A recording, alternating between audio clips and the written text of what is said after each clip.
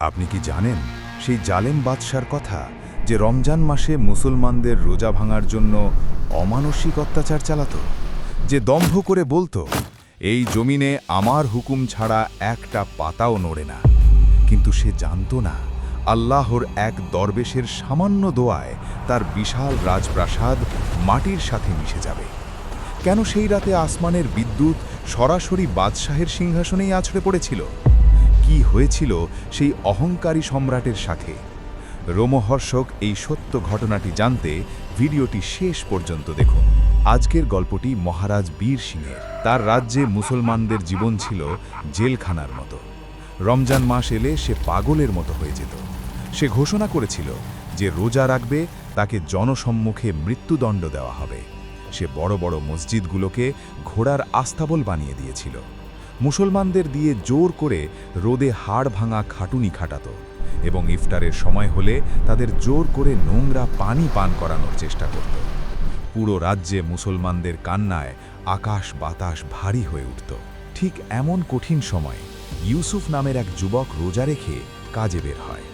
পথে রাজকুমার সিং তাকে ধরে ফেলে এবং তার মুখে জোর করে পানি দেওয়ার চেষ্টা করে। রক্তাক্ত ইউসুফ চিৎকার করে বলে, আমার জান নিতে পারো, কিন্তু আমার ঈমান নিতে পারবে না। ক্ষিপ্ত হয়ে রাজকুমার ইউসুফকে শিকল দিয়ে বেঁধে রাজ দরবারে নিয়ে যায়।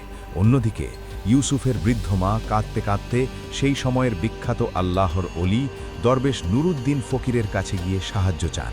দরবেশ নুরুদ্দিন ফকির সরাসরি বীর সিংহের রাজ দরবারে পৌঁছে গেলেন।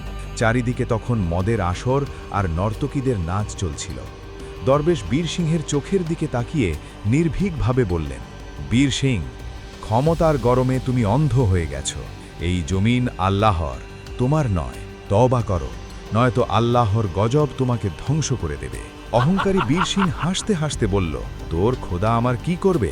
সে দরবেশকেও বন্দী করার আদেশ দেয় এবং ঘোষণা করে পরদিন সকালে ইউসুফ আর দরবেশের মাথা কেটে ফেলা হবে। সেই রাতে জেলখানায় ইউসুফ ভয়ে কাঁপছিল। দরবেশ মুরুদ্দিন তাকে বললেন, ভয় পেও না বৎস, আল্লাহ ধৈর্যশীলদের সাথে আছেন। হঠাৎ দেখা গেল দরবেশের চেহারায় এক নুরানি আলো এবং জেলখানার দেওয়ালগুলো কাঁপতে শুরু করেছে। অন্যদিকে রাজপ্রাসাদে বাদশাহ বীর সিং এক অদ্ভুত আতঙ্কে ঘুমাতে পারছিল না। তার মনে হচ্ছিল কেউ তার গলা টিপে ধরছে। সে জানত না তার পাপের ঘোড়া পূর্ণ হয়ে গেছে। পরদিন সকালে ফাঁসির মঞ্চে দরবেশ নুরুদ্দিন ও ইউসুফকে আনা হলো। বীর সিং দম্ভ ভরে তাকিয়েছিল। ঠিক যখন জল্লাদ তলোয়ার উঁচু করল, হঠাৎ আকাশ কালো হয়ে গেল। এক প্রচণ্ড ভূমিকম্পে রাজপ্রাসাদ তাসির ঘরের মতো কাঁপতে লাগল। আকাশ থেকে এক ভয়ঙ্কর বজ্রপাত সরাসরি বাদশাহের সিংহাসনের ওপর আছড়ে পড়ল। প্রাসাদের বিশাল পাথর এসে বাদশাহের গায়ের ওপর পড়ল। যে বাদশাহ নিজেকে ঈশ্বর ভাবত, সে অসহায়ের মতো পিষ্ট হয়ে মারা গেল। মুহূর্তের মধ্যে জালেমের সাম্রাজ্য ধ্বংস হয়ে গেল। এই অলৌকিক ঘটনা দেখে বীর সিংহের কন্যা শাহজাদি মালা দরবেশের পায়ে লুটিয়ে পড়লেন।